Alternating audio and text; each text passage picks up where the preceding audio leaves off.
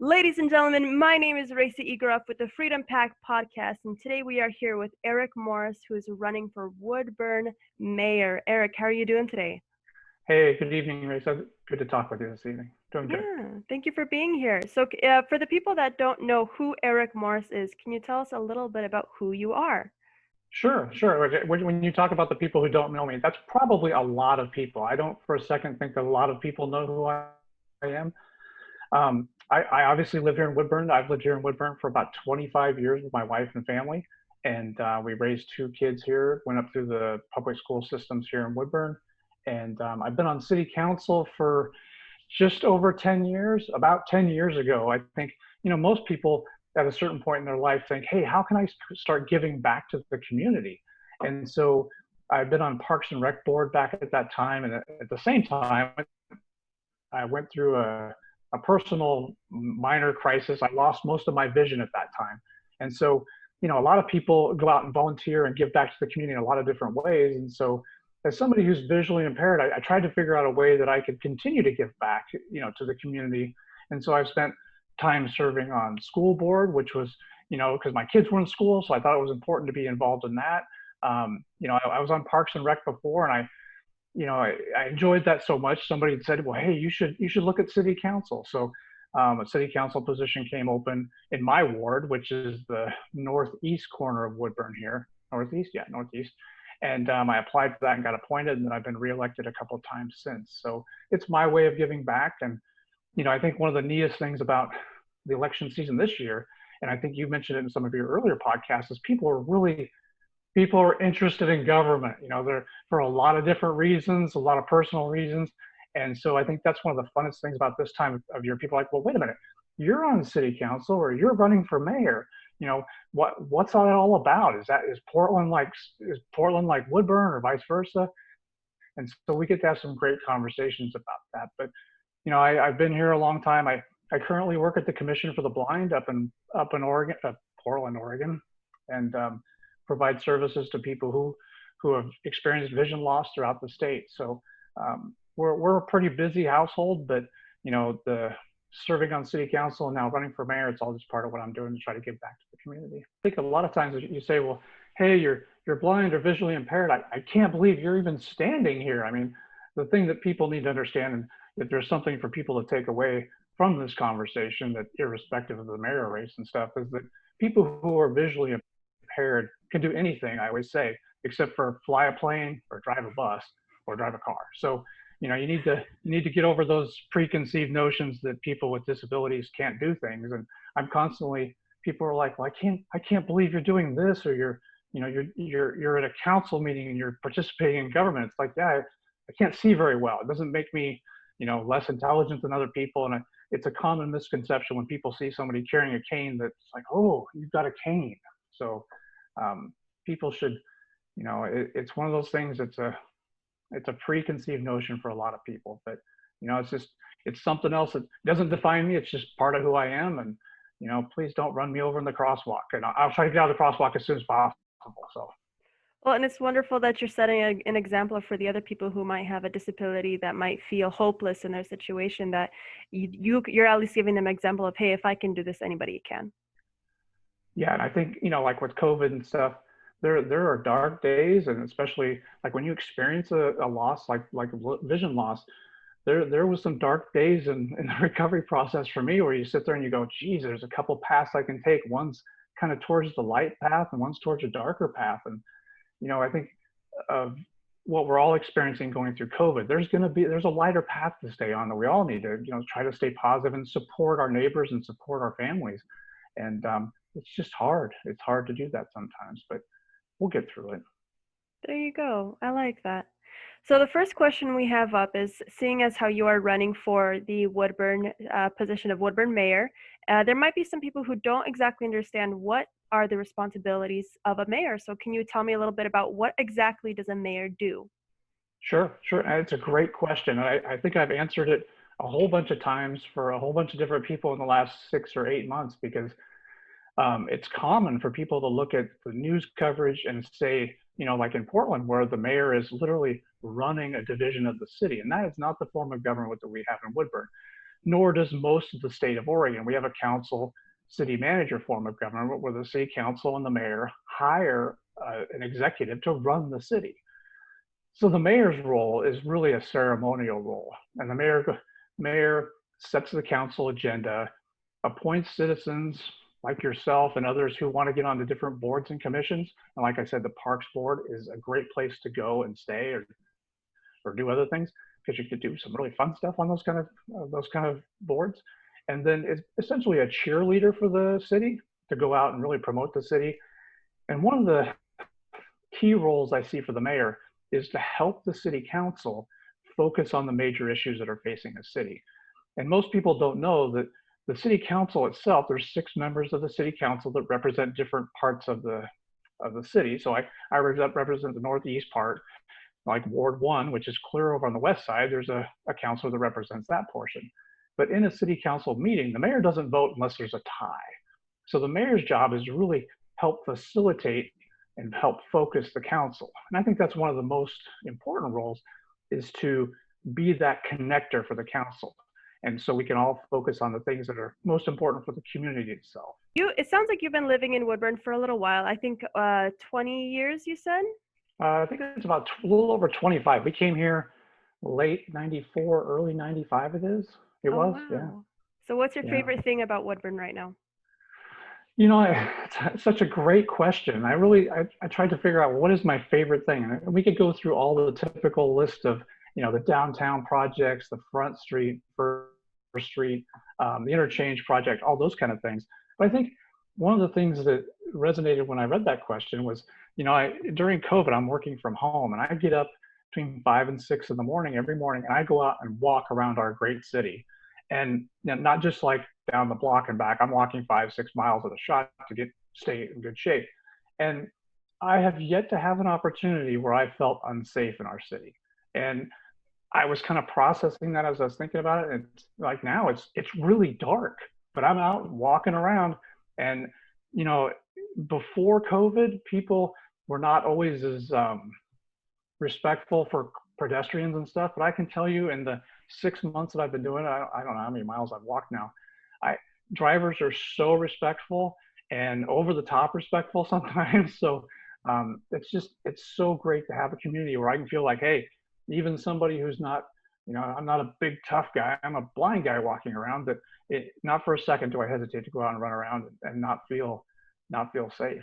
It's so refreshing. And I've been almost everywhere as I hike around the city. So yeah. Spoken like a true Woodburnian. Yeah, there's not many of us out there walking. There's lots of people driving, but not a lot of people walking. So, but I go early so I can, there's less traffic super early in the mornings, and less people out walking around too, because I'm not trying to interact with a whole bunch of people either. But yeah, I would not feel that comfortable in other communities. I know that for a fact. Woodburn is known as a culturally diverse community. How do you plan to promote unity within these different communities? Well, I think you're exactly right. People look at Woodburn as a very culturally and ethnically diverse community. And I think continuing to promote the things that we've done for years now, like Fiesta, the Taste of Woodburn, things like that. But I think some of the biggest things we can do as not only city council, but as a mayor, is listen to our communities within Woodburn. And there's a lot of different communities. And people are constantly pointing out to me that I represent a community as a disabled person. And it's not my thing to constantly talk about that. And so far I've spent, I don't know how many minutes talking about it here, but we need to listen to the different populations within the community, because ultimately government is supposed to represent the citizens that elect us and get us into office. And I think a lot of times people forget that. And government, the mayor and city council, we constantly ask for people for input. And like the COVID isolation center, the Super 8 motel thing, I got that up on social media, and we reached 30,000 people with that, really saying, hey, this is what's happening. What do you think? And people were more than happy to say this is what they thought, which I thought was so cool. And it also made it very easy as a city councilor to go back and say, hey, this is what we need to do. But I think listening is a big part of it, because a lot of times, people get into office and they're like, hey, I know what Woodburn means. And I think that's the thing I'm always desperate for, is to hear from people. and I want to hear from people, and I'll continue to do that. I'll seek to appoint people to boards and commissions that represent the community, not just a little faction of it, but the entire community. And I think that's really the opportunity the mayor has, is to make sure that our boards and commissions, and like the park board, are diverse and representative of the community. And like when I was on park board, we had a swim family, which was my family, and we had soccer families on there and everything else that all represented those little pieces of the puzzle. And that helps direct the city to spend the money how it should be spent so that citizens are happy. And I felt really good because, just a little side note, in Spider Park, the big rock, I went to the public hearing. It was just me and my son there at the public hearing, and we got that big rock put in the park there. If Oh, somebody doesn't like the big wow. rock, I'm really sorry, but it was one of those lessons for my son, who was really little at the time. He must have been like maybe 6 or 7, that being a part of the public process, going to hearings like that, because nobody else came. And so we got to be a big part of picking out, the different stuff that was going in there. I thought it was a great lesson for him. So I kind of forgot about that. Well, I'm so glad that you're able to share that memory with us, and that's such a um oh goodness. Like I love hearing these little stories, because I feel like when there's other interviewers that are specifically just concentrate on the politics side of politics, you don't hear those little stories that really create that relationship between citizens and their legislators. So I'm really glad that you shared that with me. Well, and I think that's the piece about local politics, and I hate local government. How about that? And Local government, there you go. yeah, there's a little bit of politicking in there, but and I always felt bad that I didn't have some big key issue that I always focused on as a city councilor, like tall grass or something like that. I always figured if I looked at all issues as what was best for the people that I represent and best for the city, then ultimately that would be good for the community. And so when people say, "What's your biggest issue?" Well, it's tough to pin it down, because I'm interested in all things, and I want to represent in the best way we can for the city. Well, and I think we as citizens, we're never just we don't just have one interest in our life as well. We don't look around the world and see, oh, there's just this one problem we need fixed and everything's going to be fine. So if we're going to be multi-issue, I think the people who are going to be representing us in local government also have to have that multi-issue stance on things. Well, and most people I've found, and I say this constantly, most people don't care about local government. The they want the water to turn on. They want the police to come if there's a problem. They want the lights on and the roads to be paved and the potholes to be filled in. That's obviously a big one. But otherwise, and myself included, until I got involved, I was good working, earning a living for my family, raising my family. That was the big focus. But if if city government's going to come in and we're going to put a street down next to your house, or put in a big new apartment building or something, and it's going to affect people's where they live and stuff like that, people get fired up, and then they'll reach out and talk. So um, I think a lot of times some politicians look at that like, well, people don't care about the other things. Well, they do, but they're focusing on what they think is important, which is great. I mean, if we're talking about water flow rates or something, that's fine. But when it comes right down to it, they just want the water to turn on when it needs to be. So Yeah. Well, and when I reached out to the local citizens and I let them know that I was going to be interviewing the current mayor and the mayor candidates, one question that came up was, how do you plan to help the growing homeless population? it's a good question. It's one of those questions that I think a lot of people will see. Hey, homelessness is an issue, and Portland is one of those things. We see that constantly in Portland.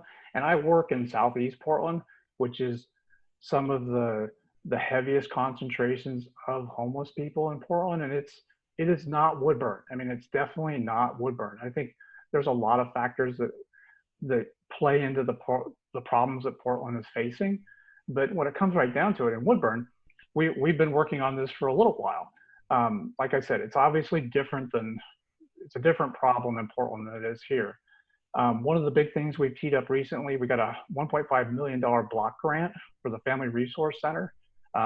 It's where the dental office used to be, over on 214, right by the S curve, which is, when people say that, I always want to know, where are you talking about, Woodburn?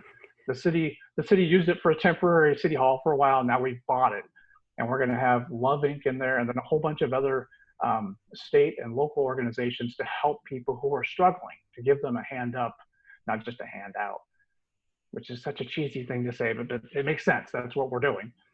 And then additionally, we've got a $25,000 grant for the food bank that recently came in. And then, and I'm kind of just rattling off what I was thinking about for this interview.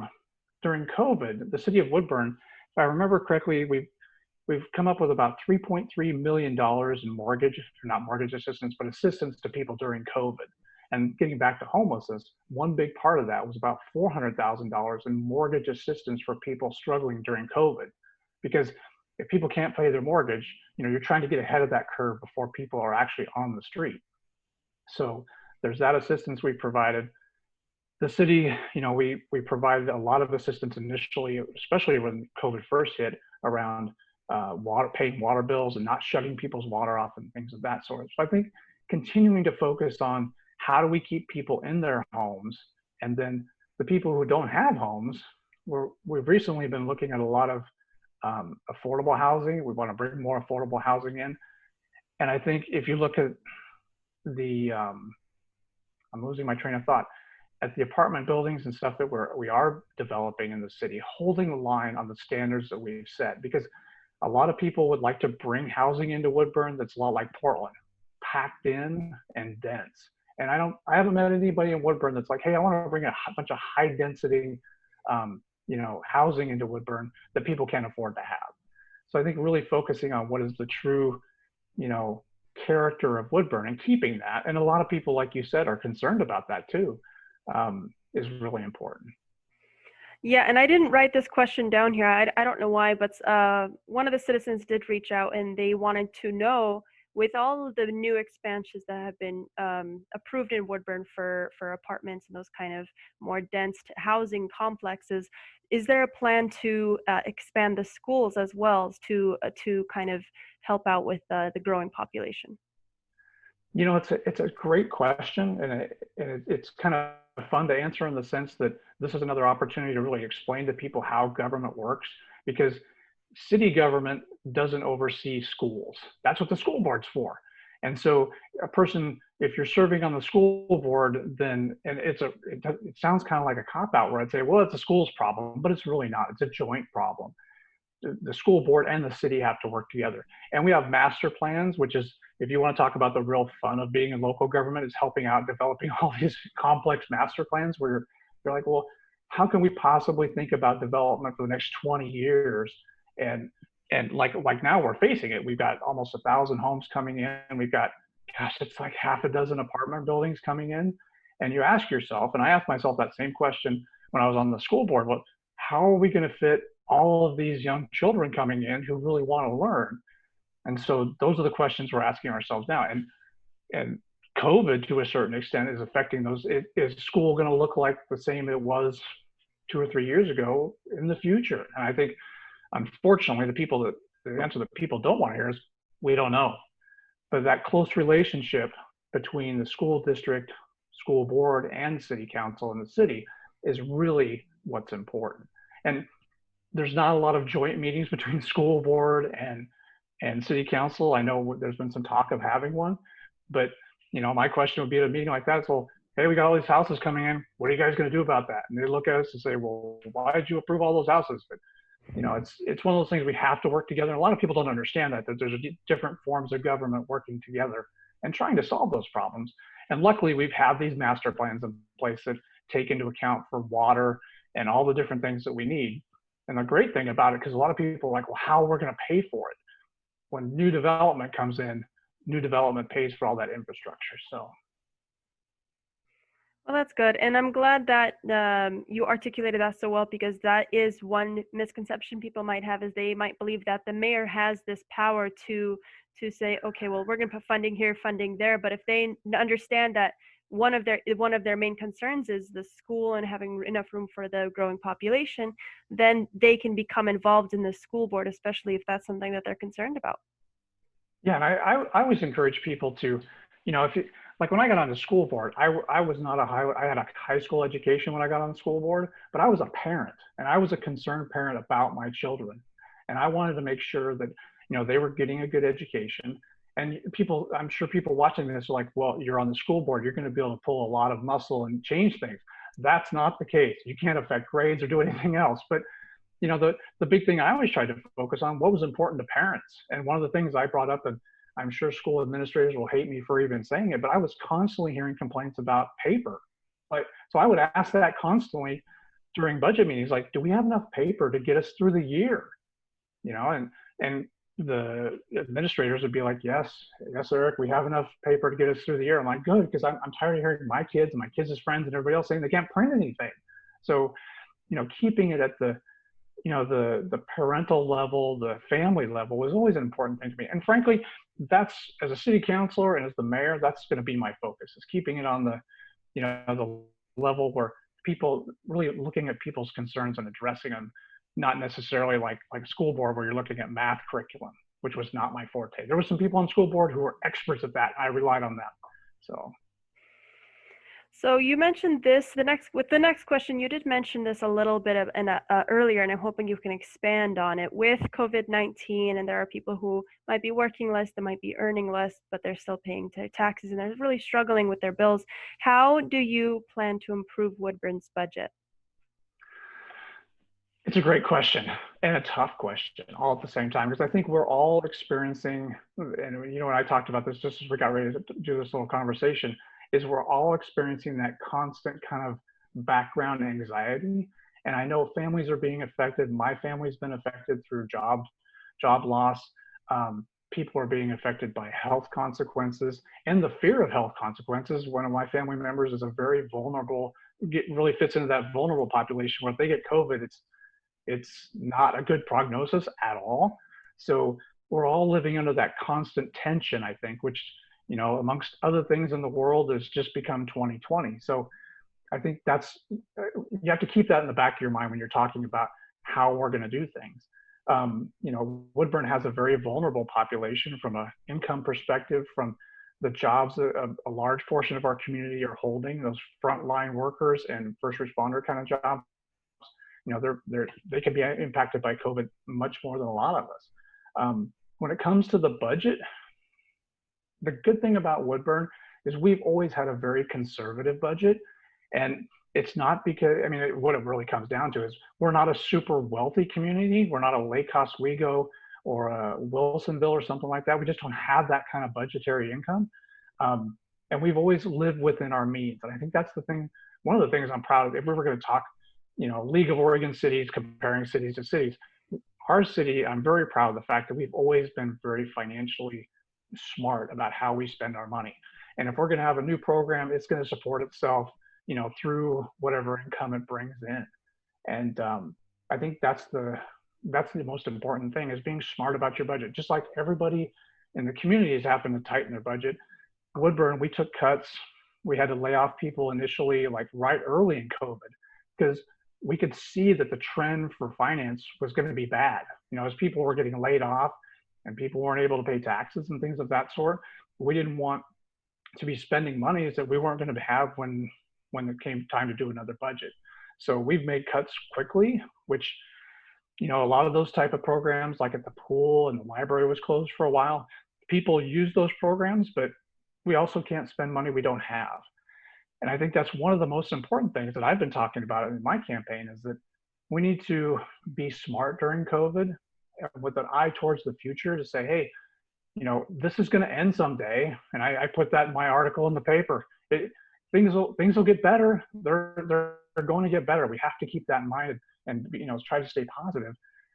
It's going to take time, but we need to be ready to come out of it, like with leaning into the recovery efforts, which means bringing more jobs to Woodburn, family wage jobs, which the city through economic development is pushing hard, which is great, because we have that huge tract of land over behind Do It Best and the Ford dealership, that we really want companies to bring in good jobs to Woodburn, so that 80% of us don't have to leave the community every day to try to, earn a good living. And by the way, another thing we're really focusing on, I'm trying to get focusing on, is connectivity. Because as somebody who's not a driver, I don't get to drive anymore, which is not fun. Try giving up not driving for a while, like 11 years. There's no real connectivity for somebody working in Portland if you can't drive. So you have to get a ride from here to Wilsonville to get plugged into transit. And that's always been one of my things of kind of working on slowly in the background, trying to make those connections between the different governments to make happen. And it literally takes an act of Congress for Amtrak to stop, because I've tried to get that to happen again too, because Amtrak's just a mile down the street from my house. But yeah, those are important things. And I think it's most important that we continue to support each other during COVID, because as we've talked about already, we're all under this weird type of stress. And I think as I interact with people who are maybe not handling it as well, is just try to give people a little bit of grace, because everybody's reacting in ways that they normally don't. So just try to be supportive. That's good. Well, and you mentioned a little bit about COVID-19, so I'd like you to expand on that a little bit. How is COVID-19 affecting Woodburn, and when or how do you see it getting better? Oh, that's a hard question. And I talked about it a little bit. I think, for Woodburn, we're in a tough spot when it comes to COVID, because a lot of Woodburn can't work from home, are frontline workers or working in agriculture and those type of jobs that you just can't telework if you're going to go out and work at a farm. You just can't do that.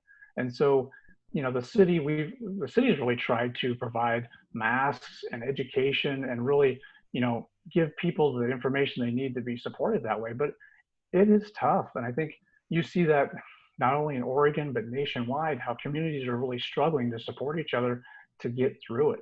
And I remember reading your question about when's it going to be over. Well, tomorrow's not quick enough, would be my answer. I don't know. If I had that answer, I would probably be in a much different position than I am right now. It's just, I don't think anybody knows when it's going to be over, and that's the toughest thing. So we're just going to have to hunker down and get through. There you go.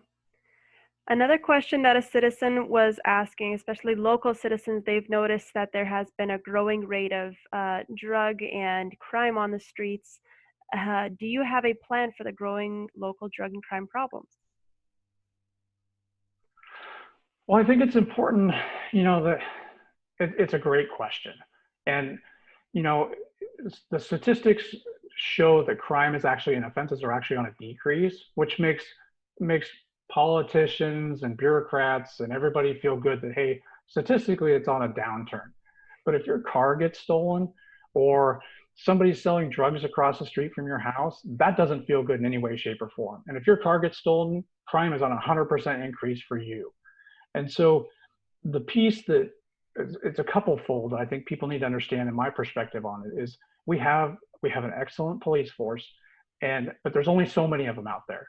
And it's always important, if you see something, to call it in. And it's hard to do. And I think since I've been on city council 10 plus years, I've called 911 maybe a handful of times on situations that I either saw somebody. Now, granted, I'm not seeing a lot of people doing things. That's more of a, people say that. But if there's a suspicious situation that somebody's telling me about or something, it's not instinctual for most people to pick up the phone and call the police. I think it's important to communicate it. And you see lots of stuff like on Facebook or social media where people are like, hey, there's people selling drugs downtown. If people say that, they need to call that in, because either A, that's not great because they're selling drugs and we need to take care of that, or there's something else going on that maybe isn't what they think it is. And that does happen. But I think that piece of the community involvement you can't say enough that people need to get involved. And it's easy to post on social media, hey, there's something really suspicious. But I remember one time I saw somebody pushing a barbecue down the walking path. Granted, I'm sure it was okay, but I called it in and said, hey, this is really suspicious. Don't know what's going on. If you have time, go check it out. So, I think that piece is important. One of the constant things that I've been talking about recently and trying to communicating with the police chief is the number of people racing around town. Like, not only just driving quickly, but racing like 90 miles an hour down my street. And I think that's another great example. The police want to take care of people doing things like that and really address it, but they don't know if they don't know. So I think calling it in And I'm probably just as guilty of not calling it in sometimes, but I think people really need to do that. And so I think one of the things we could do, and that I've been talking quite a bit about, is with city staff is, our Marion County District Attorney is, Marion County is a big county, and Woodburn, we're the second largest city in Marion County. And, we send people to the district attorney's office that don't always get prosecuted. During COVID, they're not keeping a lot of people in jail. I think it has to be a pretty, I don't know the exact category. It's got to be a pretty bad crime to stay in jail. So if you're stealing cars or doing drugs or drug possession, those kind of things, they're not keeping those people in jail. They're giving them a ticket and releasing them. So is there a way, and this is what I'd like to explore more, is can we take care of those offenses that the district attorney can't handle in our own municipal court? Because we have a municipal court here in Woodburn for traffic tickets and things like that. So looking at different methods of, not only enforcement, but are there some different things for how we deal with possession cases and stuff like that? So not only looking at what we do now, but potentially what we could do differently. And I think it's always easier said than done. I've seen lots of different commercials about what people are proposing across the state and stuff, but I think really leaning on our city staff and like our chief of police. Our chief of police, many people don't know, it represents currently all of the chiefs of police in the entire state. So he's a wealth of knowledge around how community policing works and how we can really, do what's best for the community, especially in these tense times. So if you were mayor of Portland with the power to act, what would you do? Likewise, what would you do if it happened in Woodburn? I think I'd say, hey, thanks for the question, but it's a tough question. I think everybody that's watching this is asking themselves the same question. If I was in Portland, how would I deal with that? And I think a lot of people have their own commentary that they would say in the comfort of their homes. What it comes down to, I'm not running for the Portland mayor because he's running for office too, and I've got to watch a couple of his debates. And I think the thing that's the most disappointing about Portland that is not Woodburn is that sense of community. And Woodburn has that sense of community. We're united. We're not divided over stuff. And when there are things that are, controversial or tense within the community, we all sit down and have a conversation about it. And I think that's the thing. That's the reason. I mean, I grew up in a small town in Oregon. I grew up over in Tillamook on the coast. So, the whopping 5,000, well, there's not 5,000 people there anymore, but that small town feel is one of the reasons I ended up in Woodburn. We're not such a small, 25, 30,000 people now, but comparatively, we're a small, tight-knit community, which makes it really cool. And a lot of people will be like, oh, you live in Woodburn. I'm like, well, yeah, I don't intentionally live in Portland for a reason. And it would be much easier for me to save 3 hours a day commuting on trains and buses and everything else to move to Portland. But, there's certain things that are worth the effort and living in a certain place. And Woodburn has definitely become my home, after many years of kind of traveling around and stuff. It's definitely one of those places you can be proud to live here. And we have so much, there's a lot of communities that kind of reached their pinnacle and are kind of stagnant. And Woodburn is really just on the cusp of really breaking into a whole new level of, just development and housing and opportunities. It's really cool. It sounds really cheesy to say, but it's definitely what's happening within Woodburn, which is super exciting. Thank you so much for answering all of those questions that I sent you. Now, while you were talking, I did think of a couple more questions, if it's okay to ask you. So you mentioned the Super 8 Hotel, and I know that you and the City Council did a vote of confidence against the current mayor. So can you tell us a little bit about what was the situation with the Super 8 Hotel, and what exactly is a vote of no confidence? Well, it's a great question. I think it's one of those things that it really becomes, inside baseball when it comes to the politics of here we go talking about politics. So the city council, the city council really has the authority to make decisions for the city. That's what it boils down to. And so when we heard from Marion County, and I believe it was in early June, and COVID time it's hard to keep track of when things happen sometimes. We heard that, hey, Marion County is going to come and bring they want to put this COVID isolation center at the Super 8 in Woodburn. it was a shock to all of us on city council and city staff, especially that specific location. Nobody was opposed to having an isolation center here, especially for our own citizens. That makes total sense. But there are some better spots. And so through that process, and I'm sure anybody watching has seen all the social media on it, was the lack of the ability of the city of Woodburn to enforce our own ordinances. The county came in and said, we're doing this. We don't care about senior citizens, vulnerable populations, or your guys' own local government. We're doing it. And so the city council said, hey, we don't think that's cool. And we want our city attorney to go after Marion County to say, you can't do that. We want to stop it.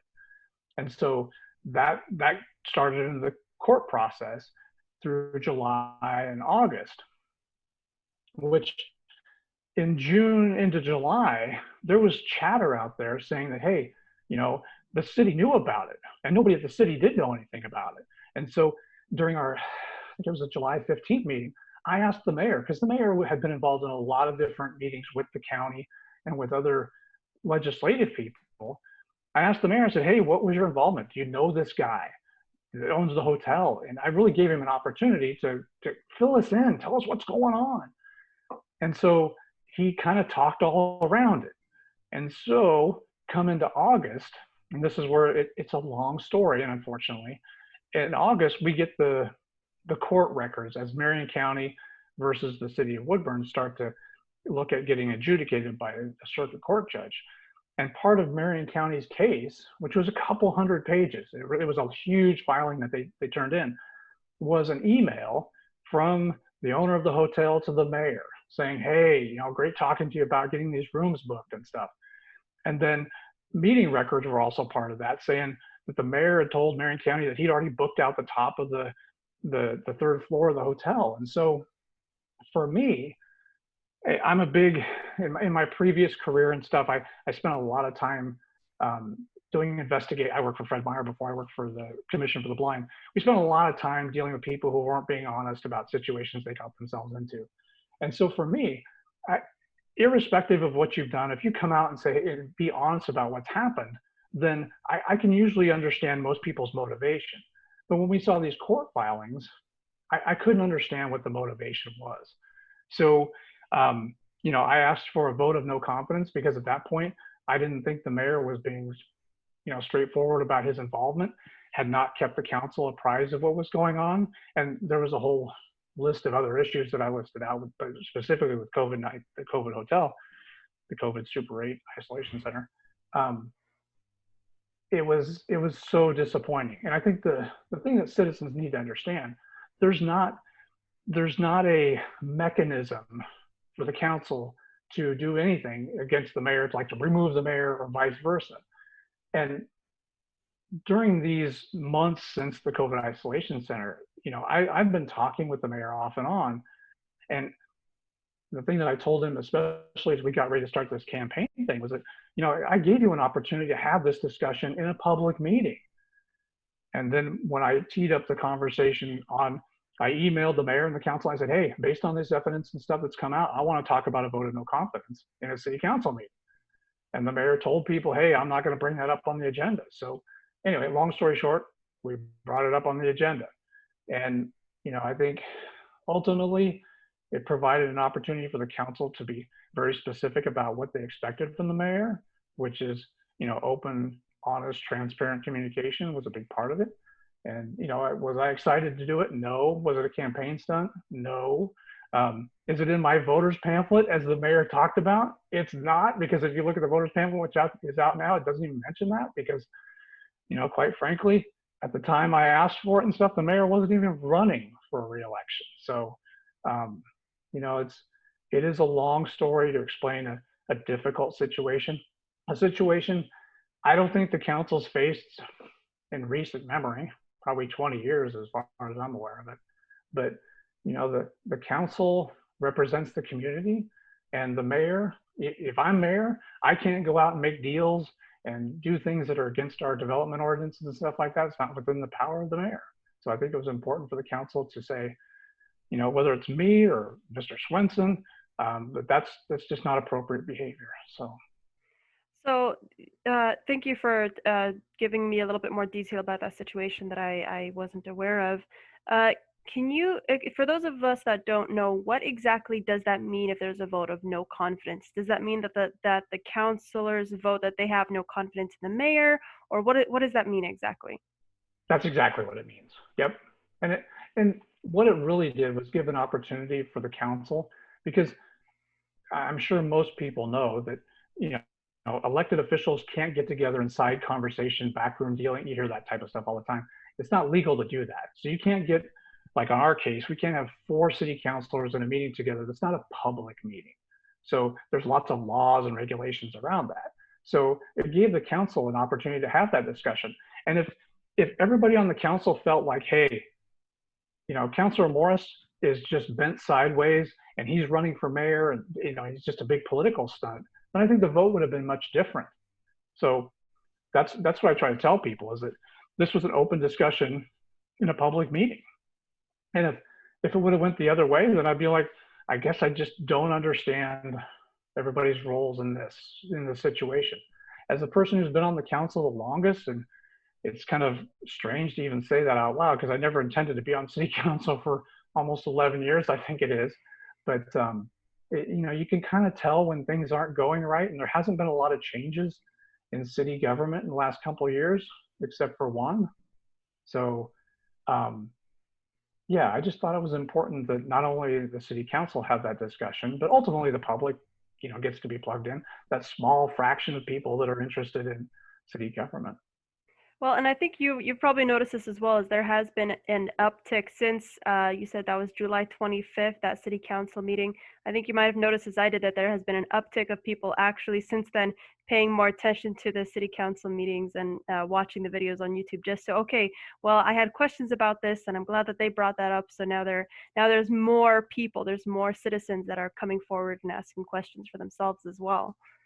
Well, I think one of the great things, I shouldn't even say that out loud, but one of the great things about COVID is people's ability to access government. I mean, for me, every day is a story problem about how I'm going to get somewhere. So going to a city council meeting, I have to coordinate with family and everything else and my job and everything to get there.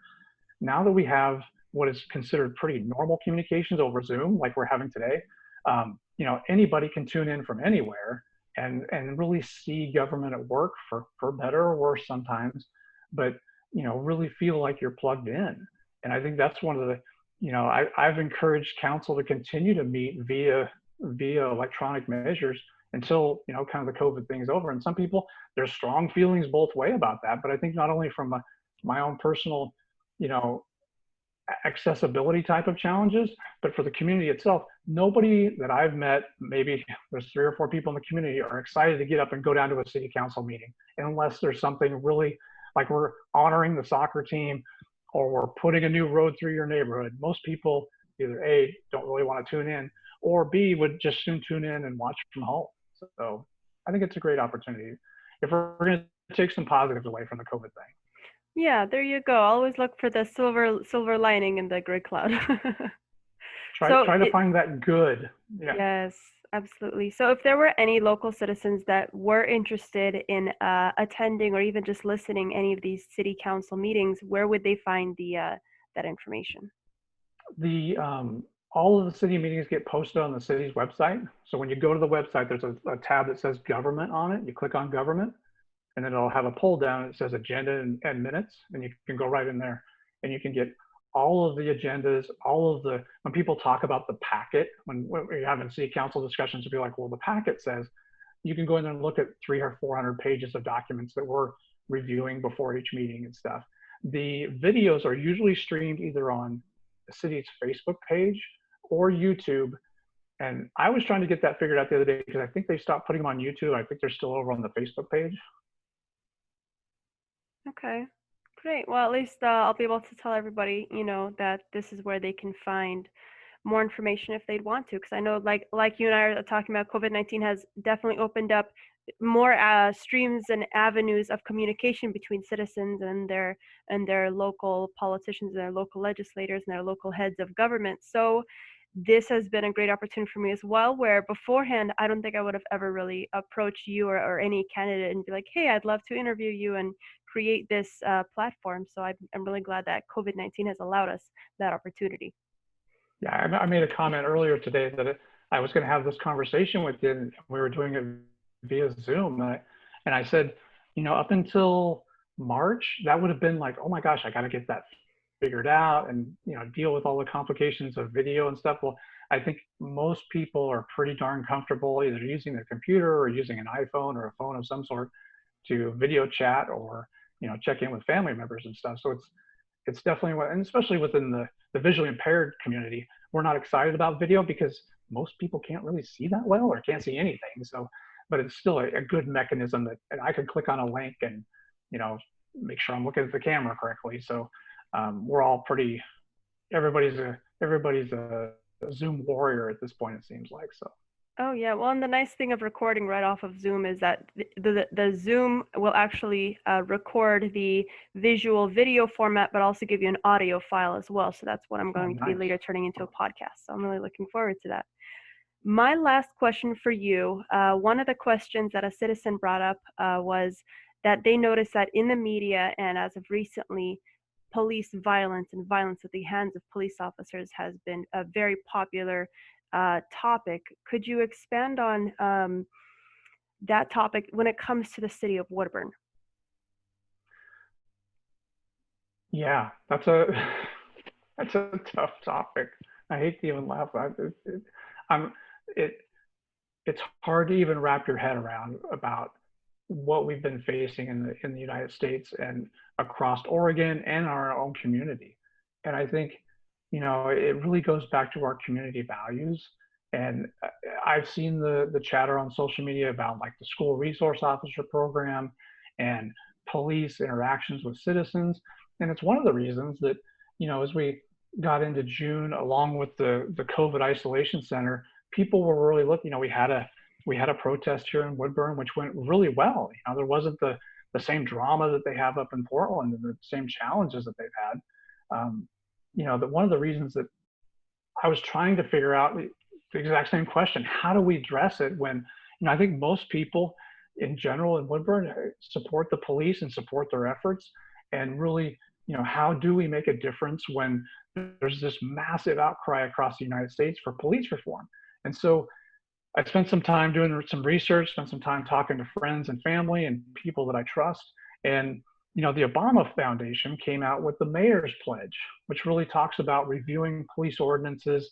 Gosh, I should be able to name them all. There's like 4 big criteria. You review your policies, you review your use of force, like actually what force is being used within the community. You check in with stakeholders and get feedback from the community, and then you make sure, the last one is to circle back and make sure you're doing that routinely throughout the year to year to year.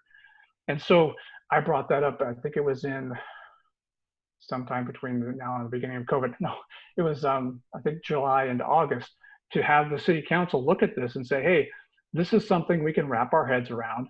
And so I teed up that discussion for city council to adopt the Mayor's Pledge to the Obama Foundation. So we had a great public meeting with the chief of police, who talked about, a lot of things that are controversial or, like use of force policies and stuff like that in some communities aren't, that's not a thing in Oregon. And the chief was really able to talk to that. And I think reassure a lot of the population. There's been a couple of videos him and the city administrator put out about it, but ultimately city council thought, hey, this is a good idea, and we went ahead and adopted that. So for me, that felt like hey, we kind of moved the needle. And I felt pretty good because, I think we all spend lots of time searching for answers, and it felt good to find something that, hey, made sense, and as a city we could adopt it and support it. Yeah. Eris Morris, thank you so much for a wonderful interview. You have been very open and honest, and it has been an absolute pleasure to interview you right now today. And I would love to give you an opportunity right now just to give the viewers a couple minutes of who you are, how your campaign is going, and where can they find you. Raisa, thank you for the opportunity. I really appreciate it. The campaign itself, I think we talked a little bit about it before this interview. It's been hard campaigning in 2020. I don't think anybody wants to hear about controversy. people want to be able to think that, hey, local government's running and running well. And I think, you know, the things that I tried to point out during the campaign are just the issues that I don't believe are running right. And some of the main reasons I'm running for office is to get us back on track so we can really focus on the positive and focus on coming out of the COVID drama that is out there, just COVID itself, on a forward-leaning foot to where we can really bounce back from it and be even stronger as a community. You know, if people want to contact me, I'm up on Facebook as one of my primary campaign sites. They can find me at erica.morris. They can reach me there. It's on Twitter. We're on Instagram. I don't have a campaign website just because my campaign, I've spent $0 on my campaign so far. And I think it's one of those things that, you know, local politics are super important, but it has been a tough time to be campaigning, because I think most people want peace and harmony, and it's just been tough to find that in 2020. But I would really encourage people to, if you have questions, reach out. I'm responsive after work hours on Facebook and on the weekends, and check out the voters pamphlet. By the way, that's not easy to get that done, to get in the voters pamphlet. So that information's in there, which kind of gives a resume of kind of what I've done. But I think it's important that all politicians remember that the public is smart. They'll figure stuff out. They'll figure out the drama. They're going to dig in, especially this year. They're going to dig into what's going on, and ultimately the voters will make the right decision. So I'm confident in that. And yeah, I want people to know that it's tough now, but you know, we're in tough times, but things are going to be okay. It's going to take a while. And I saw some people reacting to that. How long is it going to take? I don't know, but we're all doing it. We're all going through it. So just be supportive of your neighbors, be supportive of your family, and we'll get through it. All right, Eric, thank you so much for a wonderful interview. And ladies and gentlemen, if you enjoyed this interview, please go check out Eris Morris on his Facebook page. And don't forget to hit that like button, comment down below if you have any questions that maybe Eric can answer for you. Why not get that conversation ball going? And share this video. All we want to do is, it's us citizens getting together, and we're creating a bridge between people and their political local leaders. So Eric, thank you so much for being here with us, and I hope you have a wonderful evening. Thank you, Risa. Take care. You too.